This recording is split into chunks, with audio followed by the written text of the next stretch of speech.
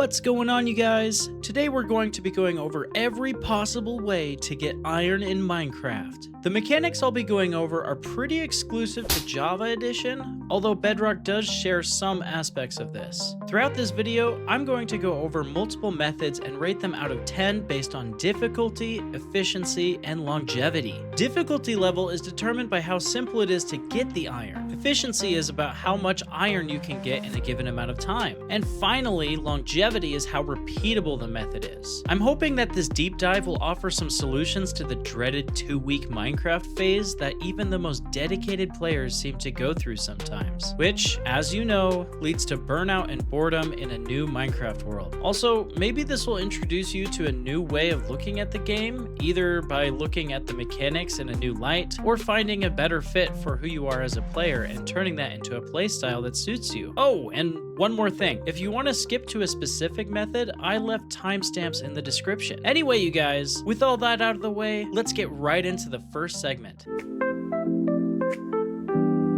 Let's start simple with mining. First, you need a stone pickaxe or better, meaning wood or gold pickaxes won't work. Also, make sure your pickaxe has the fortune enchantment on it. This will increase the amount of iron you will get, as it will drop anywhere between 1 to 4 items. Depending on your fortune level, the higher the fortune, the higher the chances are of getting the maximum amount of iron. When deciding where to mine, the Minecraft wiki shows that regular iron ore is most abundant at Y level 14 with about 564 ore blocks per 100,000 blocks mined. Deep slate iron ore, however, is found mostly at Y level -3 with around 334 ore blocks. That being said, mining speeds for the two stone types really make a difference in efficiency. If you have a stone pickaxe, stone can break at 0.6 seconds, while deep slate takes 1.15 seconds to break. That means in 1 minute you can break 96 stone blocks, but in the same amount of time you will only break 69 deep slate blocks. So if you're wanting to maximize iron rewards in the shortest amount of time, it's best to mine for regular iron ore at Y level 14 because of faster block breaking speeds and more frequently occurring ore clusters. Overall, I'd rate this method a 1 out of 10 for difficulty, a 3 out of 10 for efficiency, and a 7 out of 10 for longevity.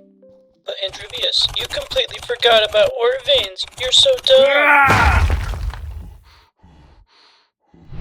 Now that's where you're wrong, kiddo. In Snapshot 21W16A, Mojang added ore veins to Minecraft after they changed the world height from 256 to a total of 385, making it nearly impossible to find a sufficient amount of resources. Ore veins are basically massive clusters of tough, deep slate iron ore and raw iron blocks that can provide a ton of raw iron. In a test world, I dug out an area that was 42 blocks cubed and ended up with 893 deep slate iron ore blocks and 24 raw iron blocks. And that's just from a small part of the ore vein. Ore veins can generate over 2,000 iron ore, and what you're seeing right now is just part of it. Assuming you have Fortune 3 on your pickaxe, that could be 1,965 raw iron ready for the furnace. And that's without the 219 raw iron you would get from the 24 raw iron blocks. If you're already in endgame Minecraft, having efficiency 5 with a haste 2 beacon will break tough instantly, which makes this method not only highly rewarding, but also incredibly fast and satisfying. If you're the exploring type, you could find a large cave with tough and iron ore on the walls and floor and win the jackpot. Now I would rate this with a difficulty level of 2 out of 10, efficiency 5 out of 10, and longevity 6 out of 10. This mining method is fantastic for those who love a steady grind or who want to play on the same world for a while. But maybe you need the rush of exploring the world to find treasure in a more exciting way. In this case, you can try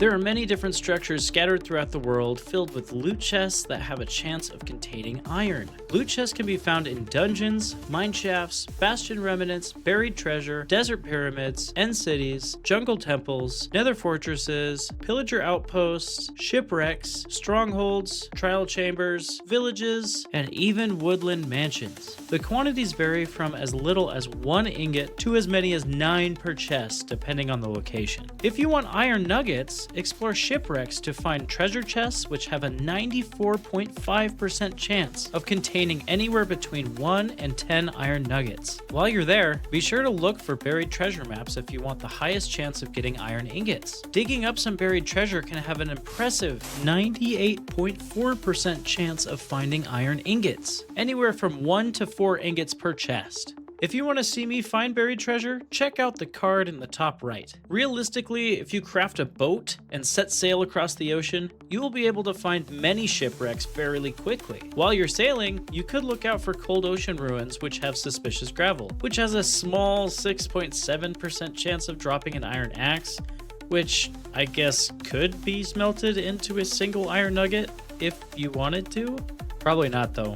This method is a mix of luck and exploration. While it might not provide the constant yield of mining, the excitement of exploring the world and treasure hunting can be satisfying and relaxing. Plus, you might be able to find more than just iron on your journey. I would rate this with a difficulty rating of 3 out of 10, efficiency 2 out of 10, and a longevity of 8 out of 10. So if you love a good adventure and have luck on your side, loot chests might be the answer. However, if you're looking for more of a survival challenge, you may want to consider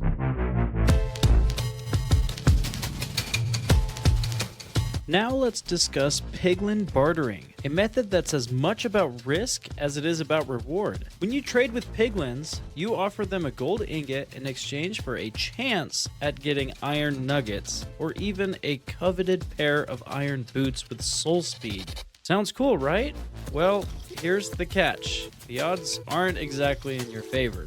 The chance to receive iron nuggets is roughly 2.18%, and when you do, you might get between 9 and 36 nuggets. There's also about a 1.74% chance to score a set of iron boots. Combine those and you're looking at an overall iron-related drop rate of about 3.92%. In practical terms, even if you're lucky, you need to trade around 165 gold bars to average about 9 iron ingots. And if you decide to smelt down those iron boots for nuggets, you're still spending nearly 160 gold bars for the same result. So gold farms are a no-brainer with this, even though they'll be nerfed soon. It's a fun little gamble, but let's be real, you need a reliable iron supply. Piglin bartering is more of a high-risk side hustle than a solid primary method. Overall, I'd rate this method an 8 out of 10 for difficulty, a 1 out of 10 for efficiency, and a 5 out of 10 for longevity, just in case you make a good gold farm. While piglin bartering might sound fun, it's really more of a gamble than a reliable method. But what if you don't even have access to the nether? You might want to try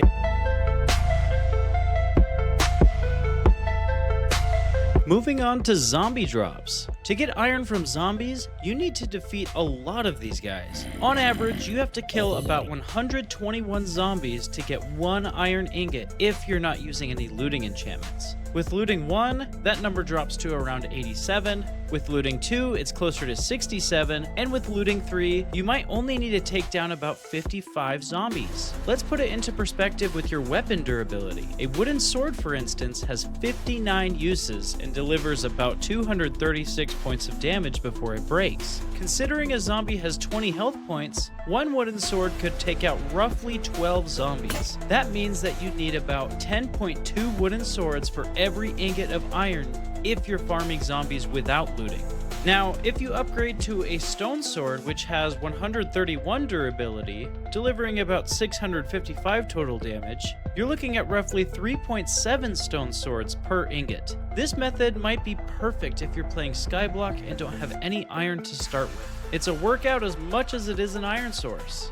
I'd rate this a 2 out of 10 for difficulty, a 1 out of 10 for efficiency, and a 3 out of 10 for longevity. It's not the best method, but in a pinch, it can work.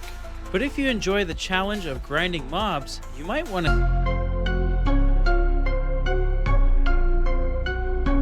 Next, we have mob armor and tools. In Minecraft, many mobs like skeletons, zombies, and their variants spawn wearing armor. The breakdown is pretty interesting. About 48.73% of the time, you'll see gold armor, 37.06% leather, 12.90% chainmail, and a mere 1.27% iron, with diamond armor being a rare 0.04%. There's even the Vindicator, which spawns with an iron axe and has an 8.5% chance of dropping it. Any iron or chainmail armor and tools that drop can be smelted down into one iron nugget in a furnace. It might not sound like much, but when you're systematically dismantling mob gear, those nuggets can add up over time, much like the skyblock we were talking about earlier. This method is best for the patient player who doesn't mind a bit of extra furnace time. Plus, it's like disassembling your foes for a little extra bonus. I'd rate this method a 2 out of 10 for difficulty,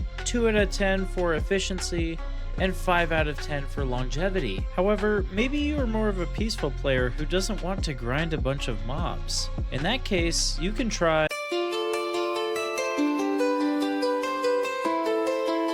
villager trading and gifts. Provide a more civilized, albeit less direct, approach to getting iron. Armorers, toolsmiths, and weaponsmiths in villages offer iron tools, weapons, and armor for trade. If you defeat a raid, you can get the Hero of the Village status effect. These villagers might even toss iron items your way. So if you don't want to complete a raid, you'll need emeralds to get iron items. Of course, they want to buy iron ingots, not sell it to you. So if you want to get straight iron, you'll need to smelt down the iron items, craft them into ingots, and then craft whatever you would like. This method is especially appealing if you prefer a more laid-back playstyle, where trading and village life replace constant mining and mob grinding. While it might not yield iron as rapidly as mining or mob drops, it's a solid supplementary method that can occasionally surprise you with high-quality gear. Using this peaceful method, I'd rate this a 5 out of 10 for difficulty, 2 out of 10 for efficiency, and a 7 out of 10 for longevity since villagers are fairly reliable. This method is a bit more civilized if you enjoy trading, but if you want a more brute force approach, you may want to check out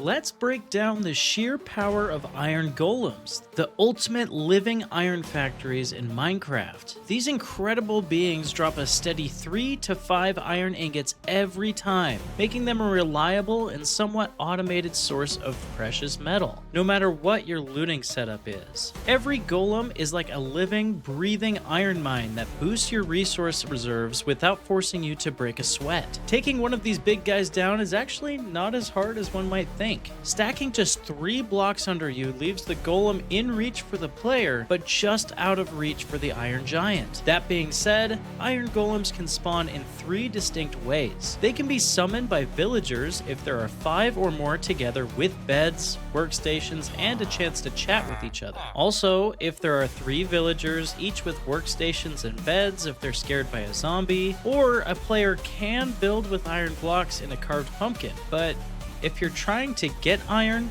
definitely don't build one because you only get about 6 to 11% of your iron back if it dies. That's an awful investment. Not only do they effortlessly boost your iron stash, but they also help keep hostile mobs at bay, letting you focus on your grand builds. I'd rate this method with a difficulty at 2 out of 10, efficiency 3 out of 10, and a longevity rating of 7 out of 10. Waiting for these guys to spawn naturally is slow, but this could theoretically last you forever. And if you think that's impressive, imagine combining this natural bounty with engineered...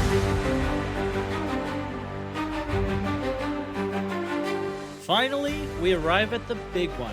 Iron golem farms are the crown jewel for anyone who needs an endless supply of iron. The idea is simple. Design a village by placing villagers in a controlled environment that meets the in-game requirements for iron golems to spawn that we talked about earlier. Once the village conditions are met, iron golems start spawning automatically. You can then either end them immediately or have them funneled into a separate area where they're disposed of at your leisure. It's really important that you are following tutorials that are for the correct Minecraft version, as the spawning mechanics are different. As stated at the beginning of the video, the content discussed in this video is exclusively talking about Java Edition, not Bedrock. Be sure to look up farm designs that are for your preferred game. The mechanics here are fascinating. Villagers will only summon an iron golem if they haven't seen one in the last 30 seconds. They also need to have slept in the last 20 minutes. Plus, there needs to be a valid spawn area within a 17 by 13 by 17 block space around them. You might need to set up a couple of gossip sessions among your villagers if you're not using the scare method. Once you've got the farm operational, it can produce iron indefinitely, even when you're offline, as long as the chunks remain loaded. That means that a well-designed farm can be the backbone of your entire iron economy. My farm design is actually adaptable based on the farming speeds that you need. The different modules that I built, as well as the spawning platforms, can be moved around the edge of the water funnel to make 4 separate iron golem farms feeding into one lava chamber.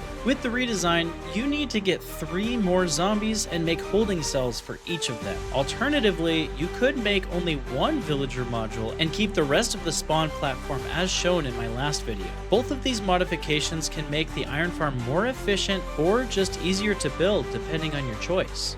It's really up to you to customize it. Of course, building an efficient iron farm takes careful planning and sometimes a bit of redstone knowledge. But once it's up and running, you'll have a nearly limitless source of iron to craft everything from rails to redstone contraptions. It's a lot cooler than mining caves for hours on end. This method is perfect for long-term survival and mega base building like me, especially if you hate constantly scouring caves for resources. If you're serious about creating a self-sustaining iron source, then setting up an iron farm might be your best bet. However, building iron farms is not always ideal for the 2-week Minecraft phase like we discussed earlier. If you get a lot of iron quickly, you can have unlimited resources at your fingertips, which is great, but this can also lead to a rapid burnout because it becomes too easy. This final method I want to rate with a 4 out of 10 for difficulty, a 9 out of 10 for efficiency, and a 10 out of 10 for longevity, depending on which farm design you make. We've journeyed through mining techniques, treasure hunts, risky bartering, mob grinding, and even high-tech iron farming. Whether you're a methodical miner or a risk-taking trader, there's an iron strategy here to suit your playstyle. If you found this deep dive as captivating as I did, be sure to like and drop a comment below on which method you plan to try first, and let me know if you'd like to see more episodes like this one. And as always, you're amazing, wonderful, and beautiful. Peace.